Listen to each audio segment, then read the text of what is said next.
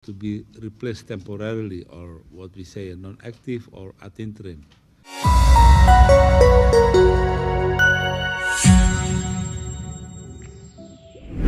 Nama Abdurrahman Wahid atau Gus Dur masih melekat di ingatan masyarakat Indonesia walau telah wafat. Humor Gus Dur banyak membuat orang-orang yang mendengarnya tertawa terpingkal-pingkal. Membuatnya tak bisa dilupakan hingga selalu dikenang. Selain pandai menghibur orang di sekitarnya, nyatanya celotehan Gus Dur banyak yang jadi kenyataan. Entah karena memang kebetulan saja, atau memang Gus Dur yang beramal. Tapi memang aneh bin ajaib loh jadinya. Kejadian ini lantas bukan hanya terjadi sekali guys, tapi berulang-ulang kali. Mulai dari prediksi bola, presiden, hingga kematian.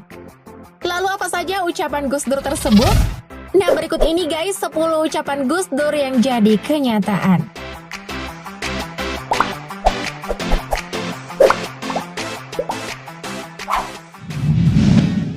Jokowi jadi presiden. Kalau yang ini sudah sedang dibuktikan sekarang ya guys. Kejadian ini terjadi pada tanggal 8 Agustus 2006 ketika Gus Dur mampir ke rumah dinas wali kota Solo, yakni Jokowi yang baru menjabat selama 6 bulan. Lalu pada kesempatan itu Gus Dur berkata, siapapun yang dikehendaki rakyat, termasuk Pak Jokowi ini, kalau dia jadi wali kota yang bagus, kelak juga bisa jadi presiden. Jokowi pada waktu itu hanya senyum-senyum menanggapinya. Dan terbukti kan, sekarang Jokowi sudah jadi presiden. Malahan sudah memasuki periode kedua loh.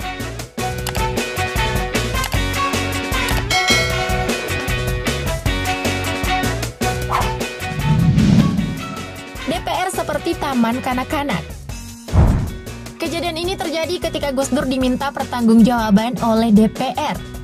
Di hadapan para wakil rakyat ini, dengan lantang Gus Dur mengatakan bahwa DPR seperti taman kanak-kanak. Jika dilihat keadaan sekarang, emang iya kan guys, DPR bak taman kanak-kanak.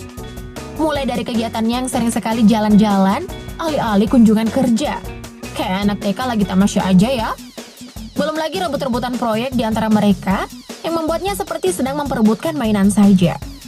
Walaupun waktu itu banyak anggota DPR yang tersindir, namun banyak juga nih guys yang setuju dengan celotehan Gus Dur ini.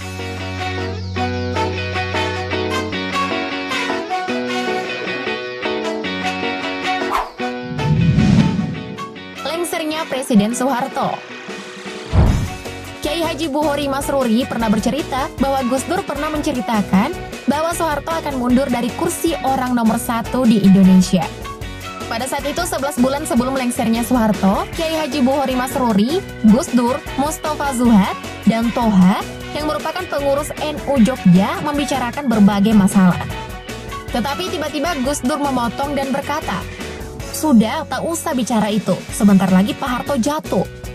Kiai Haji Buhori pada waktu itu tak percaya karena Soeharto memiliki kekuatan yang besar untuk memimpin negara ini baik dari kekuatan militer, politik, serta ekonomi.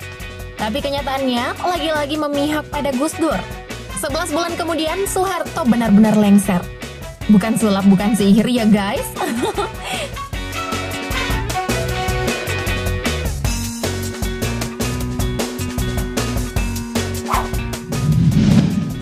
Menjadi presiden.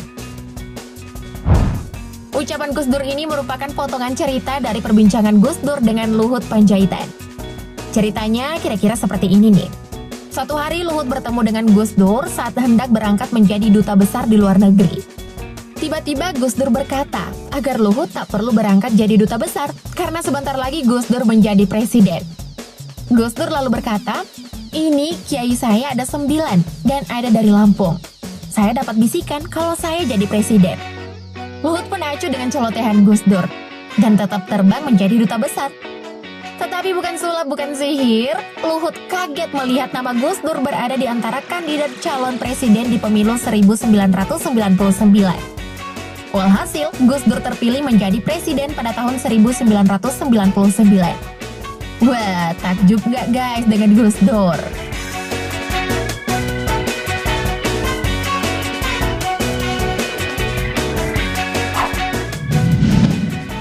Lengseran dirinya sebagai presiden. Ketika ditanyai mengenai siapa yang harus bertanggung jawab perihal pelengseran dirinya dari kursi presiden, Gus Dur berkata, besok-besok akan terbukti oleh bangsa ini sendiri. Gus Dur saat itu menyebut nama Megawati dan Amin Rais. Dan kenyataannya, buku yang berjudul Menjerat Gus Dur yang ditulis oleh Firdika Rizky Utama menjawab semuanya.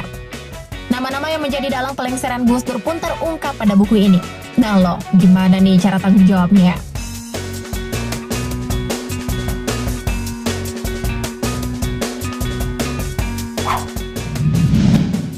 Kiai Haji Said Akil menjadi ketua PBNU.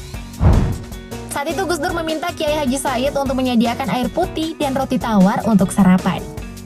Setelah itu Gus Dur meminta Kiai Haji Said untuk membacakan kitab Ihya Ulumuddin. Tapi baru saja 2 paragraf, Gus Dur sudah mendengkur alias tidur guys.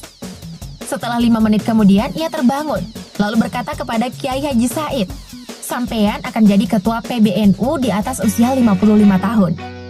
Celotehan Gus Dur tersebut lantas menjadi kenyataan guys. Kiai Haji Said terpilih pada Muktamar ke-32 NU di Makassar pada usia 56 tahun. Jangankan jadi ketua PBNU, usianya saja sesuai ucapan ya guys. Wah.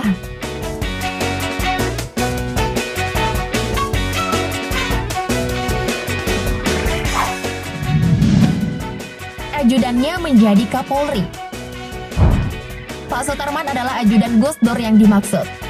Gus Dur pernah berkata kepada Pak Sutarman bahwa nanti Pak Tarman akan jadi Kapolda Metro. Setelah itu Pak Tarman akan menjadi Kapolri. Tetapi karena kebiasaannya menghibur orang-orang, Pak Tarman hanya tertawa guys mendengar celotehan Gus Dur itu. Bahkan Pak Tarman berkata bahwa bermimpi menjadi Kapolri saja dirinya belum pernah. Lalu tepat pada 23 Oktober 2013, Pak Sutarman ternyata memang resmi dilantik menjadi Kapolri oleh Presiden SBY. Ini nih guys, definisi omongan adalah doa.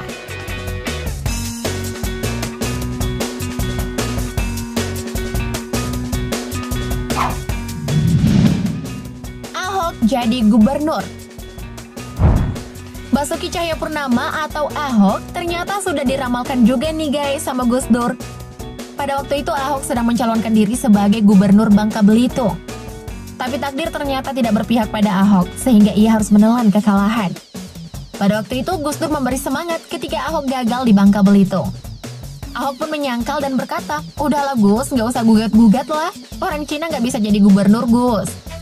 Tapi apa balasan Gus Dur? Ia berkata, "Siapa bilang jangankan jadi gubernur, jadi presiden saja kamu bisa." Alhasil, Ahok menduduki jabatan Gubernur DKI Jakarta ketika Pak Jokowi terpilih sebagai presiden. Terbukti lagi kan guys?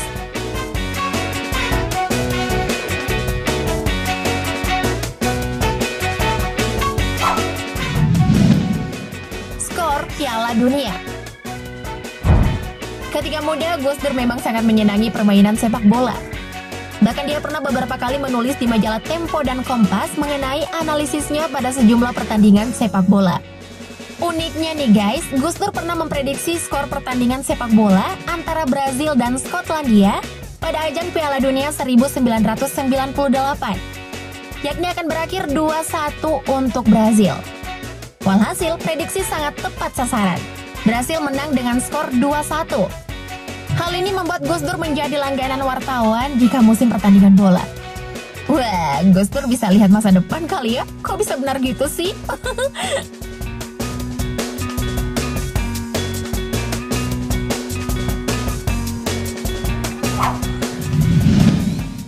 Prediksi kematiannya sendiri.